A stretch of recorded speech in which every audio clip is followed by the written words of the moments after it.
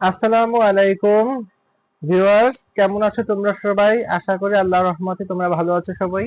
তো আজকে আমি তোমাদের সামনে উপস্থিত হয়েছি বাংলা একটি টপিকস নিয়ে আলোচনা করব বলে, এবং সেই টপিকসটির নাম হচ্ছে নত্যবিধান এবং সত্যবিধান। নত্যবিধান এবং এই যে সত্যবিধান যে টপিকসটি আছে, এটা খুবই খুবই গুরুত্বপূর্ণ একটা টপিকস, যা নিয়ে আজকে আমি তোমাদের সামনে আলোচনা করব। তো দেখো, বাংলা তৎসম শব্দের বানানে মূর্ধন্য ন এবং মূর্ধন্য স এর নিয়ম কি? নত্যবিধান এবং সত্যবিধান বলা হয় থাকে। তো নত্যবিধানটা আমি প্রথম আলোচনা করি। বয় শূন্য র, এর র এর রূপ হচ্ছে দুইটি, একটা হচ্ছে র ফলা আর একটা হচ্ছে র জ ফলা। এই দুইটা যদি থাকে বা বয় শূন্য র যদি থাকে, তারপর রি যদি থাকে রি, এবং আর হচ্ছে রি কার যদি থাকে, তারপরে মূর্ধন্য স যদি থাকে এবং আর হচ্ছে খিউ যদি থাকে, তাহলে এদের পরে সবসময় মূর্ধন্য ন হবে।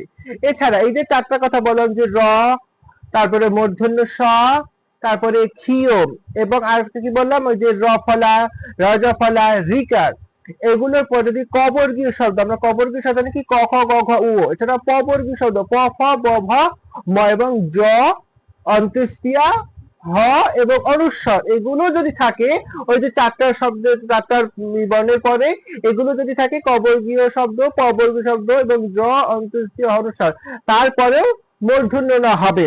তারপরে কি হবে? মূর্ধন্য ন হবে। এছাড়াও ট, ঠ, ড, ঢ এর সাথে এর পূর্বে ব্যবহৃত যে মূর্ধন্য ন, যেমন নয়টা, কণ্টক, ঘন্টা, কণ্টক, এই সমস্ত যে ন, এই সমস্ত নগুলো মূর্ধন্য ন হবে।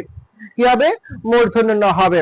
এছাড়া কিছু কিছু আছে যেগুলো স্বভাবতই মূর্ধন্য ন হবে সবসময়, যেগুলো কোনো নিয়ম মানে না। যেমন যেগুলো কোনো নিয়ম মানে, এগুলো অনেক এরকম শব্দ আছে, একটা চার্ট আছে, এগুলো তোমাকে মুখস্থ করতে হবে। যেমন লবণ, এই যে লবণ, এই যে ন, এটা মূর্ধন্য ন। বাণিজ্য, মন, গণ, হ্যাঁ, এরকম কিছু শব্দ আছে, আমি যেগুলো তোমাদেরকে দেখাবো, তোমরা নোট করে রাখবে। এবং বিদেশি যে শব্দগুলো আছে, সেই শব্দগুলো কিন্তু নিয়ম মানে না।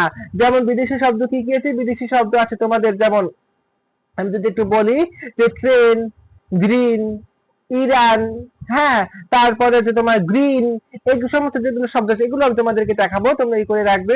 আর যদি বাংলা যে ক্রিয়াবাচক শব্দ, কিন্তু নত্যবিধান, যেমন কি ধরেন, পড়েন, করেন, মারেন, এগুলো, হ্যাঁ, এইগুলো আমি তোমাদেরকে দেখাবো।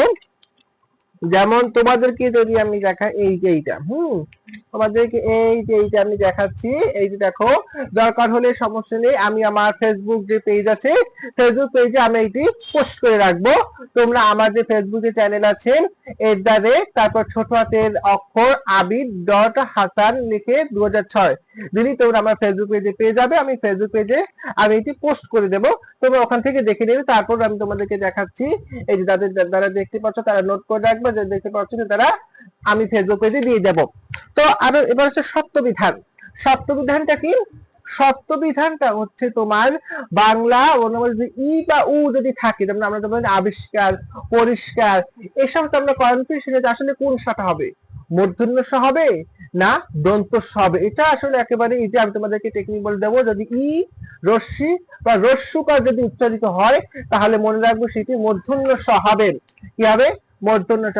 আবিষ্কার, এই আবি ইকের উচ্চারিত আবিষ্কার, পরিষ্কার, হ্যাঁ, এই যে পরিষ্কার, আয়ুষ্মান, আয়ুষ্মান, হ্যাঁ, এগুলো। আর যদি অ বা আকার যদি উচ্চারিত হয়, তাহলে দন্ত স হবে। যেমন পুরস্কার, পুরস্কার, তিরস্কার, এই তিরস্কার, অ বা আ যদি উচ্চারণ, তাহলে কি হবে? দন্ত স হবে। এছাড়াও আমি যদি বলি ট, ঠ, এখানে আছে কি? হ্যাঁ, এখানে আছে ট, ঠ, এই দুটো বর্ণ বললাম। ট, ঠ বর্ণের সাথে সংযুক্ত যে স্বরটা, সেটা সবসময় মূর্ধন্য স হবে।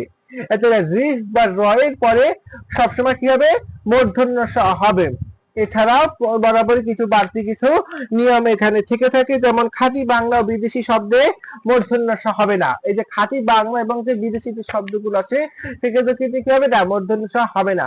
এখন খাঁটি বাংলা, যেমন স্টেশন, এই যে সেটা কিন্তু ছয়টা আছে, কিন্তু এখানে কিন্তু কি ছয়টা থাকতো, এখানে কিন্তু সেইটা আর এই মূর্ধন্য স হবে না। এটা কি হবে? দন্ত চিহ্ন, স্টেশন, মাস্টার, হ্যাঁ, এই যে বলছে স্টেশন, মাস্টার, স্টুডিও, পোস্টার, এই যে বলছে খাঁটি বাংলা ও বিদেশি শব্দে। বিদেশি শব্দ আসলে নর্তবিধান সত্যবিধান প্রযোজ্য নয়, খাঁটি বাংলা শব্দ নর্তবিধান সত্যবিধান প্রযোজ্য না। এই খাঁটি বাংলা শব্দগুলো পড়তে হবে, কোথায় পারবা?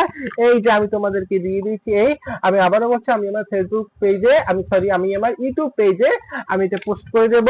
তোমরা আমার ইউটিউব পেজে যে লিংক, সেই লিংকটা আমি ডেসক্রিপশন বক্সে দিয়ে দেবো, তোমরা সেই ডেসক্রিপশন বক্স থেকে ইউটিউব পেজের লিংকটি তোমার পেয়ে যাবে। হ্যাঁ, সেই লিংকে তোমরা প্রবেশ করে আমি পেজে ঢুকে আমার তোমরা সেই পোস্টগুলো দেখতে পাবে, আমি এইগুলো আমি পোস্ট করে দেবো, কেমন?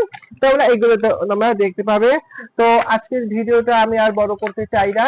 নেক্সট ভিডিওতে আমি বাংলা নিয়ে আলোচনা করব, বাংলা উচ্চারণের নিয়ম, উচ্চারণের যে কিছু নিয়ম আছে, এই উচ্চারণের নিয়ম এটা অনেক আছে। এটা একেবারে মেট্রিক 10 মেট্রিক পরীক্ষা, ইন্টার পরীক্ষা থেকে শুরু করে ভার্সিটি এডমিশন সব জায়গায় এই তোমার উচ্চারণ কিন্তু। আর তুমি 9-10 পারবা, 9-10 আছে, তুমি 9-10 আছে কিনা জানি না, 9-10 থাকতে পারে, কিন্তু ইন্টারমিডিয়েট অবশ্যই আছে।